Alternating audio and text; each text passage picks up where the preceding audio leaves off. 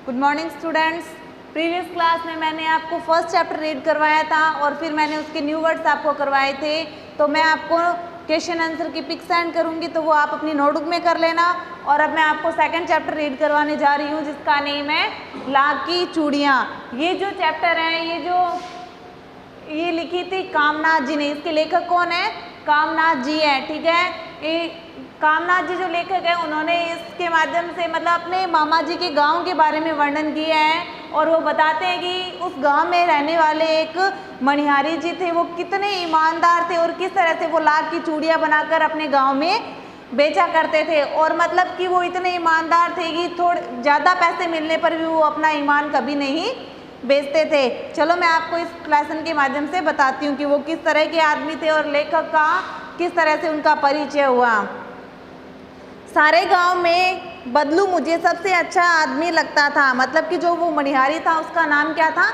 बदलू नाम था, क्योंकि वह मुझे बहुत ही सुंदर सुंदर लाख की गोलियां बनाकर देता था। अब लेखक को वो क्यों अच्छा लगता था? क्योंकि वो जो बदलू काका है, वो उसे एकदम लाख की छोटी छोटी गोलियां बनाकर दिया करते थे। मुझे अपने मामा जी के गांव जाने का सबसे बड़ा चाव यही था कि जब मैं वहां से लौटता था तो मेरे पास ढेर सारी गोलियां होती थी। मतलब कि वो मैं अपने मामा जी के गांव क्यों जाता था? लेखक को क्यों पसंद था इतना मामा जी के गांव जाना?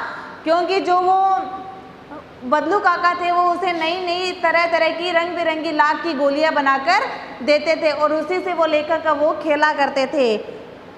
रंग बिरंगी गोलियां जो किसी भी बच्चे का मन मोह ले, इतनी सुंदर थी वो गोलियां कि वो किसी को भी अच्छी लगने लग जाए। वैसे तो मेरे मामा के गांव का होने के कारण मुझे बदलू को बदलू मामा कहना चाहिए था। मतलब कि वो मेरे मामा जी के गांव का था, तो मुझे उनको बदलू मामा कहना चाहिए था, परंतु मैं उसे बदलू मामा न कहकर बदलू काका ही कहा करता था, जैसा कि गांव के सभी बच्चे उसे कहा करते थे। गांव के सभी बच्चे उसे क्या कहा करते थे? बदलू काका। तो मैं भी उन्हें बदलू काका के नाम से ही पुकारता था। बदलू का मकान कुछ ऊंचे पर बना हुआ था। मकान के सामने बड़ा सा आंगन था। उनका मकान था वो बहुत ही ऊंचाई पर बना हुआ था और मकान के सामने एक बहुत ही बड़ा आंगन था, जिसमें एक पुराना नीम का पेड़ लगा हुआ था। उसी के नीचे बैठकर बदलू काका वो क्या किया करते थे? बदलू काका अपना काम किया करते थे। बगल में भट्टी थी, वो जलती रहती थी, जिसमें वह लाख को पिघलाया करते थे। एक लकड़ी की चौखट पड़ी रहती थी, जिस पर लाख के मुलायम होने पर वह उसे सलाख के सामने पतला करके चूड़ी का आकार देता था। सलाख का मतलब होता है एक धातु की छड़ बनी होती थी, जिसके सहारे वो क्या करते थे? उस लाख को आकार देते थे। पास में 4-6 अलग अलग प्रकार की बेलन नुमा मुंगेरियां रखी होती थी। मुंगेरियां होती है गोल लकड़ी, ठीक है। तो पास में ही 4-6 अलग अलग तरह की जो गोल लकड़ी थी वो पड़ी रहती थी, जो आगे से कुछ पतली होती थी और पीछे से कुछ मोटी होती थी। लाख की चूड़ी का आकार देकर वह उन्हें मुंगेरियों पर चढ़ाकर गोल और चिकना बना देते थे। तब वह एक एक कर पूरे हाथ की चूड़ियां बना चुकने के पश्चात वह उन पर रंग किया करते थे। मतलब कि पहले तो वो लाख की चूड़ियां बनाते थे, फिर उस लकड़ी के ऊपर डाल के उसको आकार देते थे और फिर जब वह सूख जाती थी तो वो उन पे अलग अलग तरह के रंग कर देते थे। बदलू यह काम हमेशा ही एक मचिया पर बैठकर किया करते थे। एक जो पलंग होता है उस पर बैठकर वो ये काम किया करते थे, जो बहुत ही पुरानी थी। बगल में ही उसका हुक्का रखा होता था, जिसे वह बीच बीच में पिया करते थे। गांव में मेरा दोपहर का समय अधिकतर बदलू काका के पास ही बीतता था। वह मुझे लल्ला कहा करते थे। क्या कहते थे? वो उसे लल्ला कहकर पुकारते थे।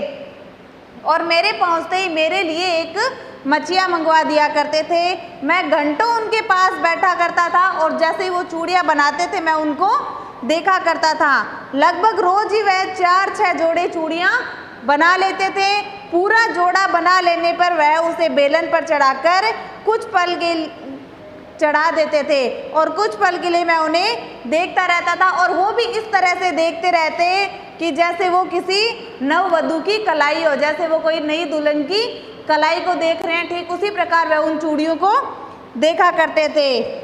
बदलू मनिहार था। मनिहार का मतलब होता है जो चूड़ियाँ बना के बेचता है। बदलू मनिहार था। चूड़ियाँ बनाना उसका पैतृक पेशा था। मतलब कि जो काम था, ये उनके पूर्वजों से चला आ रहा है। तो ये चूड़ियों का काम वह किया करते थे। वास्तव में वह बहुत ही सुंदर चूड़ियाँ बनाता था। उनकी बनाई हुई चूड़ियों की मांग इतनी ज़्यादा थी कि गांव में सारी स्त्रियाँ हैं वो उसी की बनाई हुई चूड़ियाँ पहनते थे। उस गांव में तो सभी स्त्रियाँ उनकी बनाई हुई चूड़ियाँ पहनती थी।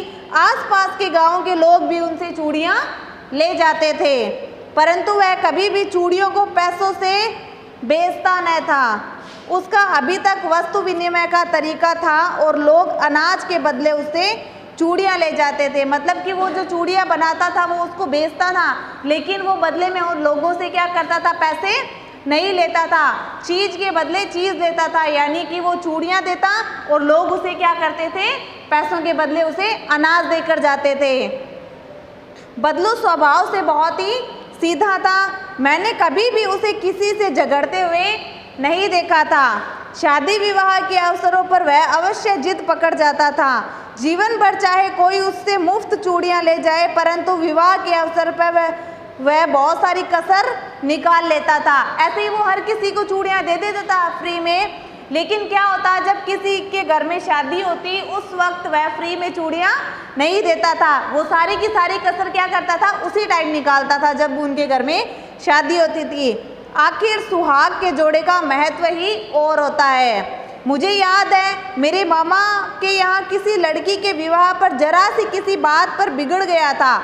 मतलब कि मुझे याद है जब मेरे मामा के यहाँ पर किसी लड़की की शादी थी तो उस टाइम क्या हुआ था, जो बदलू काका है उसे किसी बात पर गुस्सा आ गया था और उसे मनाने में लोहे लग गए थे। यानी कि बहुत सारा टाइम भी लग गया था और बहुत सारी प्रॉब्लम को फेस करनी पड़ी थी, तब जाके बदलू काका माने थे।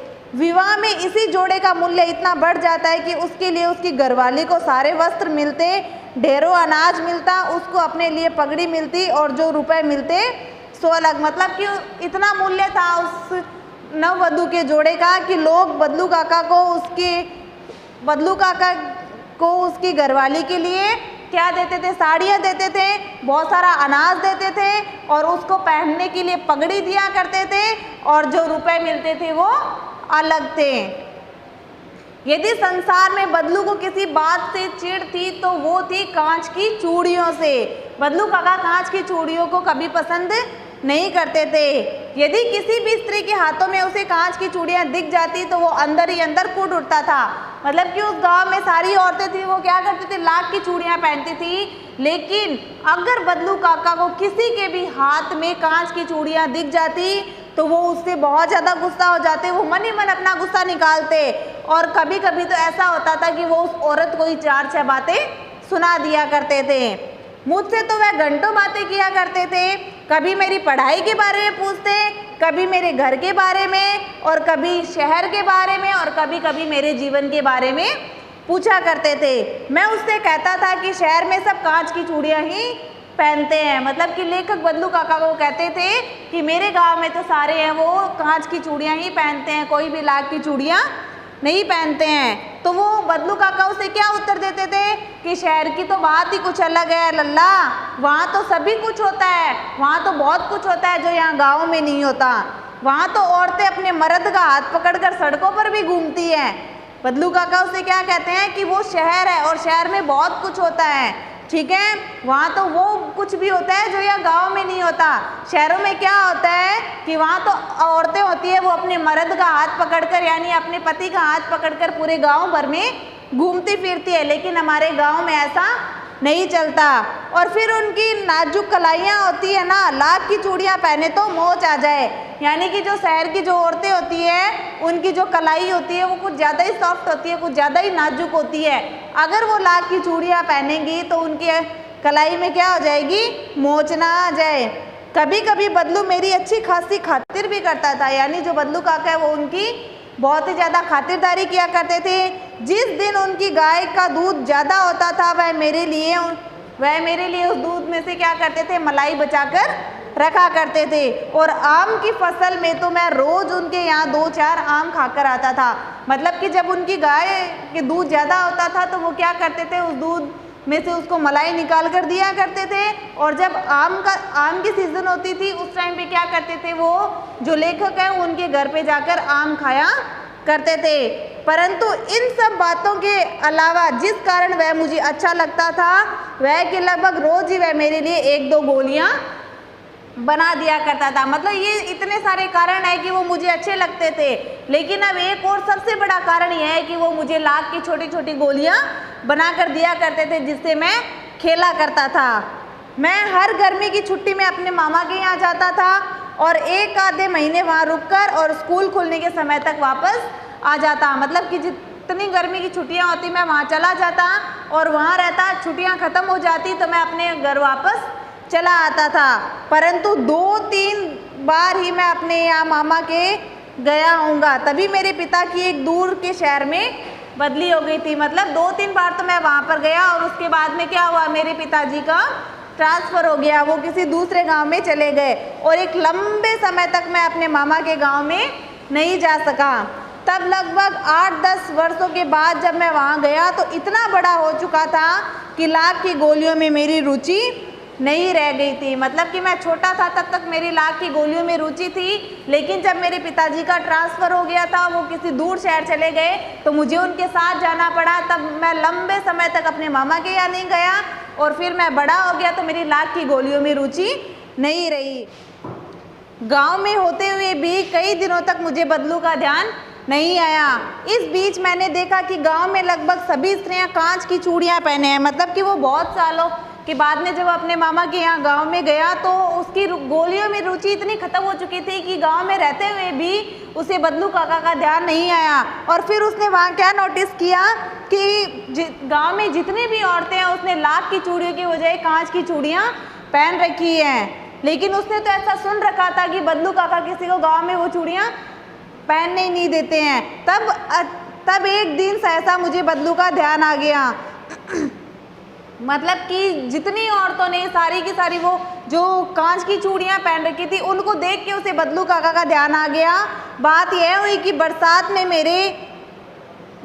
में मेरे मामा की छोटी लड़की आंगन में फिसलकर गिर पड़ी और उसके हाथ की कांच की चूड़ी टूटकर उसकी कलाई में चुभ गई थी, उससे खून बहने लगा था। मेरे मामा उस समय घर पर नहीं थे, मुझे ही उसकी मरहम पट्टी करनी पड़ी थी। तभी अचानक मुझे बदलू का ध्यान आया। मैंने सोचा कि उससे मिल आऊं, अतः शाम को मैं घूमते घूमते उसके घर चला गया था।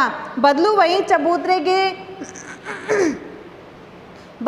चबूतरे के नीम के नीचे एक खाट पर लेटा हुआ था।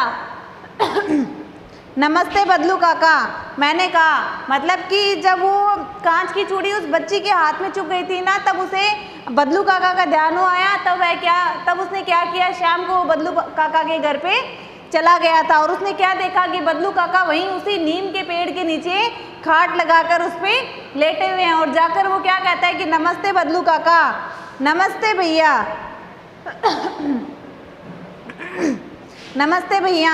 उसने मेरी नमस्ते का उत्तर दे दिया और उठकर खाट पर बैठ गया, परंतु उसने मुझे पहचाना नहीं और देर तक मेरी ओर देखता रहा। मतलब कि उसने मुझे नमस्ते का वापस रिप्लाई तो दिया था, लेकिन वो मुझे पहचाने नहीं और मुझे बहुत देर तक वो मुझे देखते रहे।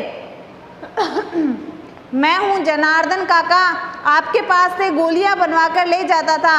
मैंने अपना परिचय दिया। मतलब कि वो क्या कहता है, काका मैं वही जनार्दन हूँ जो आपके यहाँ से लाख की गोलियां हैं वो बनवा कर लेकर जाता था। बदलू फिर भी चुप रहा, मानो वह उसे स्मृति पटल पर अतीत के चित्र उतार रहा हो। वह एकदम बोल पड़ा। मतलब कि वो उसे थोड़ी देर तक तो देखता रहा और फिर अचानक बोल पड़े, आओ आओ लल्ला बैठो, बहुत दिनों बाद में गांव आए हो। हाँ काका, इधर आना नहीं हो सका। मैंने चारपाई पर बैठते उत्तर दिया कि हाँ मेरा इधर आना नहीं हो सका क्योंकि मेरे पिताजी का तबादला था तो वो किसी दूसरे शहर हो गया था और मुझे उनके साथ वहीं जाना पड़ा। कुछ देर फिर शांति रही। मैंने इधर उधर दृष्टि दौड़ाई, न तो मुझे उसकी मच्छियाँ नजर आई और ना ही मुझे उनकी भट्टी जिसमें वो लाख को पिघलाया करते थे। आजकल काम नहीं करते काका। मतलब कि मैंने काका से पूछा कि काका आजकल आप काम नहीं करते क्या, मुझे आपकी भट्टी नज़र नहीं आ रही है। नहीं लल्ला, काम तो कई साल से बंद हो चुका है। मेरी बनाई हुई चूड़ियाँ कोई पूछे तब तो, मतलब कि वो क्या कहता है लल्ला को कि नहीं लल्ला मैंने काम छोड़ दिया है, क्योंकि मेरी बनाई हुई लाख की चूड़ियाँ इस गांव में कोई नहीं पहनता है।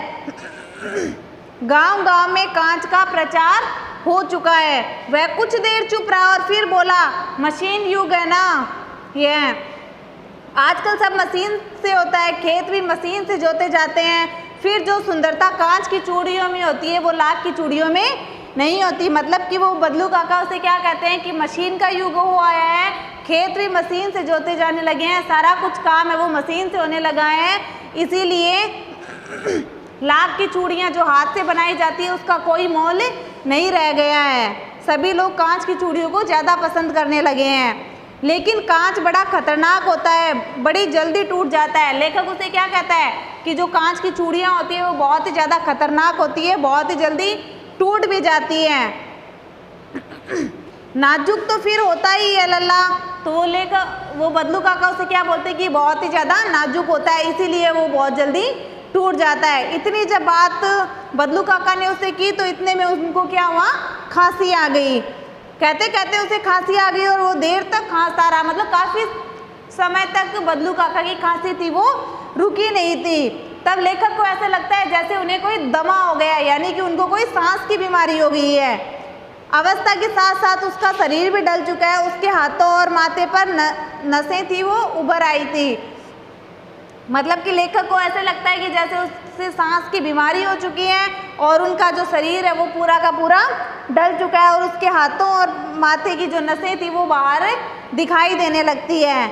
जाने कैसे उसने मेरी शंका भांप ली, मतलब कि मैंने तो ये सब मन में ही सोचा था और बदलू काका को पता चल गया कि ये क्या सोच रहा है। तो बदलू काका उसे क्या कहते हैं, इतना मत सोचो, मुझे कोई भी सांस की बीमारी नहीं हुई है, बस फसली खांसी है, यह महीने 2 महीने से आ रही है, 10-15 दिन में ठीक हो जाएगी। लेखक चुप रहते हैं। लेखक क्या कहते हैं कि मुझे लगा उसके अंदर कोई बड़ी व्यथा छुपी हुई है। मतलब लेखक उसे देख के ये सोचता है कि हाँ, इनके मन के अंदर, मतलब बदलू काका के मन के अंदर कोई ना कोई बड़ी बात छुपी हुई है। फिर लेखक क्या करता है, काफ़ी टाइम तक सोचता रहता है कि ये कैसा मशीन का युग आ गया है, इससे बहुत सारे लोग हैं वो बेरोजगार हो गए हैं। इस मशीन के युग ने सभी का काम रोक दिया है, क्योंकि सारे के सारे काम है वो मशीन से होने लग गए हैं, किसी भी मजदूर की अब लोगों को ज़रूरत नहीं रही है। फिर कुछ देर शांति रही जो मुझे अच्छी नहीं लगी। मतलब बदलू काका भी चुप थे और लेखक भी चुप था। इतनी देर तक शांति बनी रही तो लेखक को वो शांति अच्छी नहीं लगी। आम की फसल अब कैसी है काका? तब वो लेखक काका को पूछते हैं कि जो आम की फसल है वो कैसी है। कुछ देर पश्चात मैंने बात का विषय बदलते हुए पूछा। मतलब बात तो चल रही थी चूड़ियों की, लेकिन लेखक ने फिर क्या किया, जो टॉपिक था वो चेंज कर दिया और काका से क्या पूछते हैं कि जो आम की फसल है वो कैसी है। तब बदलू काका उसे क्या कहते हैं, अच्छी है लल्ला, बहुत अच्छी है। और अंदर अपनी बेटी को आवाज़ देते हैं कि रज्जो, अरे ओ रज्जो, लल्ला के लिए आम तो ले आओ। फिर मेरी ओर मुंह करके बोलते हैं, माफ़ करना लल्ला, तुम्हें आम खिलाना भूल गया था। मतलब कि जैसे ही लेखक ने आम की बात छेड़ी तो बदलू काका को आम याद आ गए थे। तो उसने क्या किया, अपनी बेटी को आवाज़ लगाई और कहा कि लल्ला के लिए आम लेकर आना। नहीं काका, आम तो इस साल बहुत खाए हैं। मतलब कि जब काका ने उसे कहा कि मैं तुम्हें आम खिलाना भूल गया था, तब लल्ला क्या बोलता है कि नहीं मैंने इस साल आम भी बहुत खाए हैं। वाह वाह, बिना आम खिलाए कैसे जाने दूंगा तुमको। तब वो बदलू काका उसे क्या बोलते हैं कि तुमने आम खाए होंगे, लेकिन मैं तुम्हें यहाँ से बिना आम खिलाए नहीं भेजूंगा। मैं चुप हो गया। मुझे वे दिन याद आ गए जब वह मेरे लिए मलाई बचा कर रखते थे। मतलब कि लेखक था वो चुप हो गया था और उसे कौन सी बात याद आ गई थी, जब वो बदलू काका उसे दूध की मलाई खिलाया करते थे और उसके लिए हमेशा बचा कर रखते थे। गाय तो अच्छी है ना काका, मैंने पूछा। लेखक उससे क्या पूछते हैं काका से कि आपकी गाय तो अच्छी है ना। तब बदलू काका क्या बोलते हैं, गाय कहाँ है लल्ला, 2 साल हुए बेच दी, कहाँ से खिलाता मैं उसे। मतलब कि उसका जब से काम छूट गया था तब से उसके घर में पैसे आने बंद हो गए थे और उसका घर खर्च चलना मुश्किल हो गया था। इस वजह से बदलू काका ने क्या किया, अपनी जो गाय थी उसको बेच डाली। इतने में रज्जो उसकी बेटी अंदर से एक डलिया में ढेर सारे आम ले आए। ठीक है, इतने में उसकी बेटी क्या करती है, जो रज्जो होती है वो एक लकड़ी के पात्र में उसके लिए आम ले आती है। यह तो बहुत है काका, इतने कहाँ खा पाऊंगा, मतलब वो बहुत सारे आम लेकर आती है। तब वो उसे देख कर लेकर क्या बोलता है कि मैं इतने आम कैसे खा पाऊंगा। तब वो लेखक क्या, तब बदलू काका बोलते हैं वाह वाह शहरी ठहरे ना, मैं तुम्हारी उम्र का था तो इसकी चौगुने आम एक वक्त में खा जाता था। मतलब कि बदलू काका उसे क्या बोलते हैं, हाँ भाई तुम कैसे खाओगे, तुम तो एकदम शहर में रहने वाले हो, हर एक चीज़ का ध्यान रखते हो, तो तुम तो इतने आम नहीं खा पाओगे। तो फिर वो क्या बोलते हैं बदलू काका लेखक को कि जब मैं तुम्हारी उम्र का था तो इससे चौगुने आम मैं खा जाया करता था। आप लोगों की बात और है, मैंने उत्तर दिया। लेखक उसे क्या बोलते हैं कि आप लोगों की बात और है, आप खा सकते थे। अच्छा बेटी, लल्ला को 4-5 आम छांट कर दे दो, देखो लल्ला कैसे हैं, इसी साल यह पेड़ तैयार हुआ है। तब वो अपनी बेटी को क्या बोलते हैं कि तुम इसमें से अच्छे अच्छे 4-5 आम है वो छांट कर इसे दे दो। रज्जो ने 4-5 आम अंजुली में लेकर मेरी ओर बढ़ा दिए। आम लेने के लिए मैंने हाथ बढ़ाया और मेरी निगाह एक पल के लिए उसके हाथों पर जा टिकी। गोरी गोरी कलाइयों पर लाख की चूड़ियाँ बहुत ही सुंदर लग रही थी। बदलू ने मेरी दृष्टि देख ली और बोल पड़ा, ये आखिरी जोड़ा है। मतलब कि वो जो लेखक था वो उस रज्जो की चूड़ियों को देख रहा था, लेकिन उसने कुछ कहा नहीं। इतने में बदलू काका को पता चल गया कि ये चूड़ियों को ही देख रहा है। तो बदलू काका ही बीच में बोल पड़े कि ये जो इसने चूड़ियाँ पहन रखी है ये आखिरी चूड़ियाँ हैं, जमींदार साहब की बेटी के विवाह पर बनवाई थी।